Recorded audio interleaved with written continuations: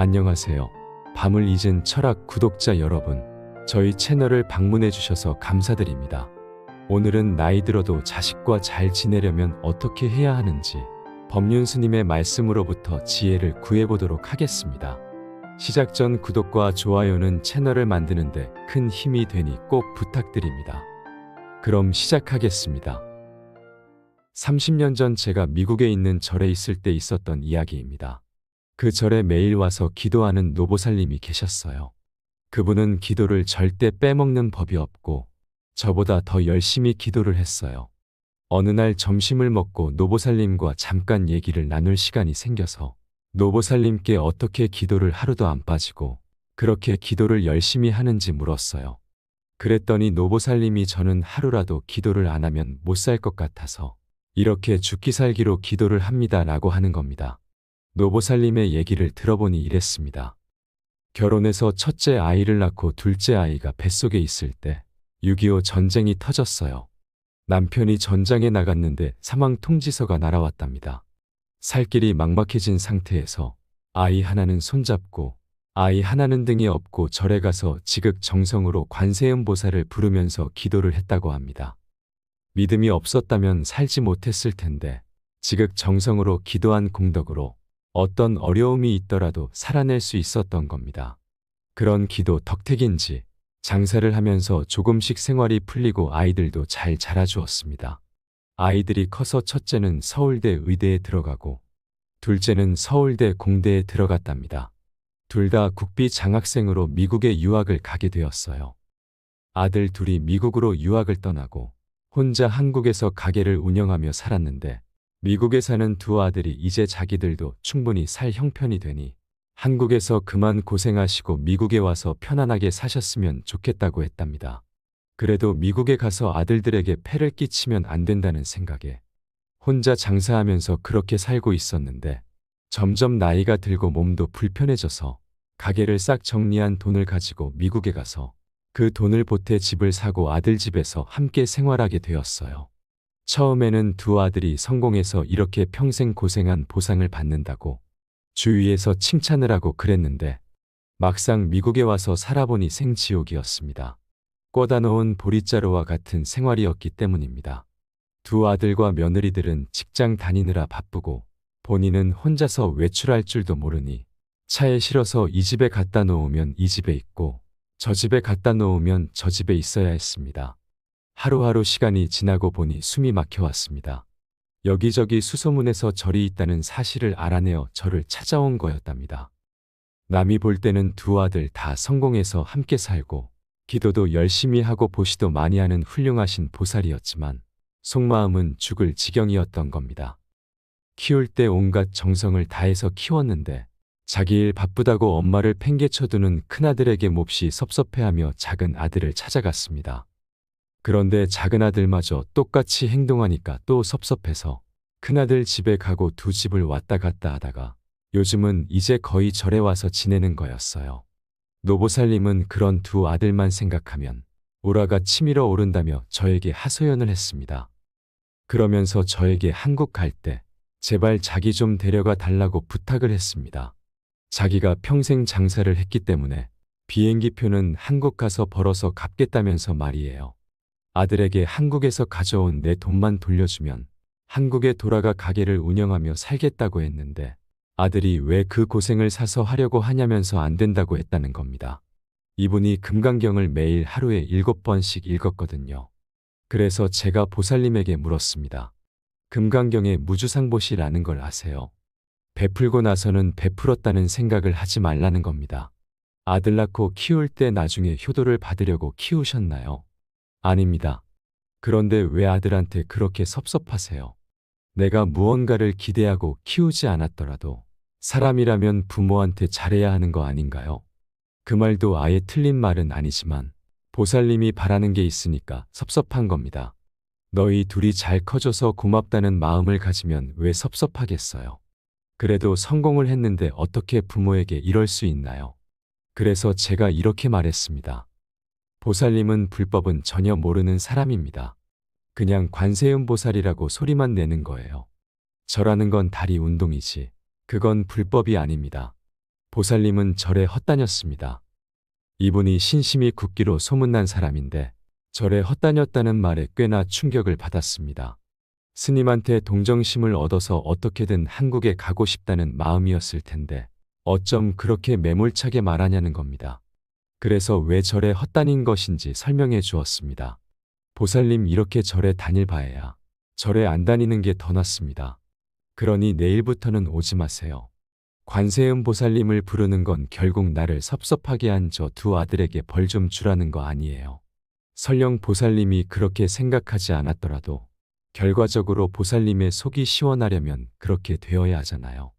관세음 보살을 부르지 마시고 앞으로는 저 자식은 남이다, 이렇게 염불을 하세요. 이 말을 듣고 진짜 충격을 받으셨는지 그 다음 날부터 보살님이 절에 안 나오는 거예요. 저도 미안한 마음이 들었죠. 절에 오는 게 그나마 숨통을 트이는 일이었는데 절에 안 오면 보살님이 얼마나 힘들겠어요. 그래서 저도 매몰차게 얘기한 것이 좀 찜찜해서 사람들한테 물어보니 전화도 안 받으신다는 겁니다. 한 달이 조금 넘어서 절에 드디어 오셨어요. 그래서 제가 보살님, 왜 그동안 절에 안 오셨어요? 하고 반갑게 인사를 하니 부처가 꼭 절에만 있나요? 하고 웃어 보였습니다. 너무나 반가운 마음에 법당에 앉아서 대화를 하는데 보살님이 예전보다 훨씬 화통해져 있었습니다. 그러면서 그동안 있었던 일을 들려주었습니다. 그날 대화를 하고 집에 돌아가니까 아들만 보면 더 화가 치밀었어요. 그전에는 절에 와서 바람이라도 쐬면 좀 나았는데 이제는 절에도 못 가겠고, 어떻게 보면 법사님도 얄밉고, 어떻게 보면 법사님 말이 맞는 말 같기도 했어요. 제가 평생 절에 다녔는데 절에 헛다녔다는 말을 들었으니까요.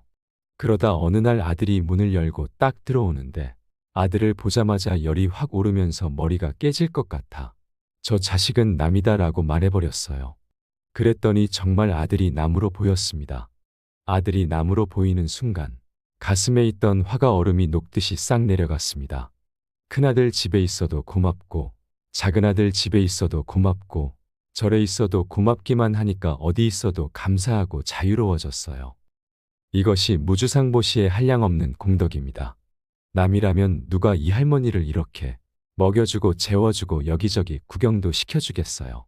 아들을 남이라고 생각하니까 엄청나게 고마운 사람이 된 것입니다. 이것이 바로 상을 버렸을 때 괴로움이 소멸되는 이치입니다. 금강경에 나오는 무주상보시는 도와주었다는 기억을 잊어버리라는 뜻이 아닙니다. 내가 도움을 주었다는 생각을 하면 바라는 것이 생기기 때문에 도와줬다는 생각을 버리라는 의미입니다. 내가 마음이나 생각으로 짓는 것을 객관적 사실이라고 착각하는 것을 상을 짓는다고 합니다. 예를 들어 내 눈에 빨갛게 보인다고 저것은 빨간색이다 라고 생각할 때 상을 짓는다고 합니다. 우리는 흔히 키가 큰 사람, 키가 작은 사람이라고 말하는데 그것조차 객관적인 사실이 아닙니다. 그런데 사람들은 상을 지어서 객관적 사실이라고 생각합니다. 키가 170cm인 사람이 180cm인 사람하고 같이 있으면 키가 작은 사람이 되는 것이고, 키가 160cm인 사람하고 같이 있으면 키가 큰 사람이 되는 겁니다. 그래서 키가 170cm인 사람은 키가 큰 사람도 아니고 작은 사람도 아닙니다. 나이가 50세인 사람이 60세인 사람하고 같이 있으면 젊은 사람이 되지만 30세인 사람하고 같이 있으면 늙은 사람이 되는 겁니다. 50세라는 나이는 많은 것도 아니고 적은 것도 아니라는 것이 객관적 사실입니다. 그래서 우리가 늙은 사람, 젊은 사람이라고 하는 표현은 객관적 사실이 아닙니다. 누구하고 비교하느냐에 따라서 크다 작다, 넓다 좁다, 길다 짧다, 이런 인식이 일어나는 겁니다. 그런데 이런 주관적 인식을 객관적 사실이라고 잘못 알고 있기 때문에 옳으니 그르니 하는 시비가 일어납니다. 크다 작다, 비싸다 싸다, 길다 짧다 하는 것은 다 주관적인 것인데 이것이 객관적 사실이라고 착각하는 것을 상을 지었다고 말합니다. 그래서 금강경에서는 상을 짓는다는 것을 모두 허망하다고 합니다. 그것을 작다고 할 어떠한 실체도 없고 크다고 할 어떠한 실체도 없습니다. 그 조건에서 그렇게 인식되었을 뿐입니다. 크다고 할 수도 없고 작다고 할 수도 없다고 하니까 그럼 큰 것도 없고 작은 것도 없다는 뜻이냐고 물어볼 수 있습니다. 그런 뜻이 아닙니다. 우리는 항상 어떤 조건 속에서 인식을 그렇게 하게 된다는 뜻입니다. 어떤 조건이냐에 따라서 클 수도 작을 수도 있다는 겁니다. 어떤 조건 속에서는 크다 작다고 할 수 있지만 일괄적으로 크다 작다라고 말할 수 있는 실체는 없습니다. 마찬가지로 남을 돕거나 베풀고 나서 내가 베풀었다는 상을 짓지 말라는 겁니다. 괴로움이 생기지 않으려면 얻으려는 마음 없이 베풀고 사랑받으려고 하지 말고 사랑하고 이해받으려고 하지 말고 이해해야 합니다. 진리는 정해져 있지 않습니다. 우리는 무언가가 좋으면 또 그 좋은 것에 대해 상을 지어서 집착합니다. 그러니 언제나 상을 짓지 않도록 주의해야 합니다. 늘 있는 그대로 볼 수 있어야 합니다. 그럴 때 비로소 괴로움에서 벗어날 수 있습니다. 나의 무지를 깨우치면 나의 괴로움이 사라지고 나의 괴로움이 사라지면 다른 사람에게 도움이 되는 일을 할 수 있다는 것입니다. 내가 베풀었다고 생각하면 왜 괴로움이 생길까요? 내가 이만큼 했으니 나중에 갚아주겠지. 이 정도 했으면 고마워하겠지. 라고 기대하는 마음이 생기기 때문입니다. 내가 너를 도와줬다. 내가 너를 구제했다. 이렇게 생각할 때는 늘 기대하는 마음이 뒤따르게 됩니다. 기대하는 마음은 곧 괴로움으로 돌아옵니다. 그래서 베풀었다는 생각을 하지 말라는 것입니다. 오늘 들려드린 법륜 스님의 지혜의 말씀이 여러분의 마음을 더욱 편안하게 하시는 데 도움이 되기를 바랍니다. 이상으로 밤을 잊은 철학이었습니다. 철학이 있는 여러분의 삶을 응원하겠습니다.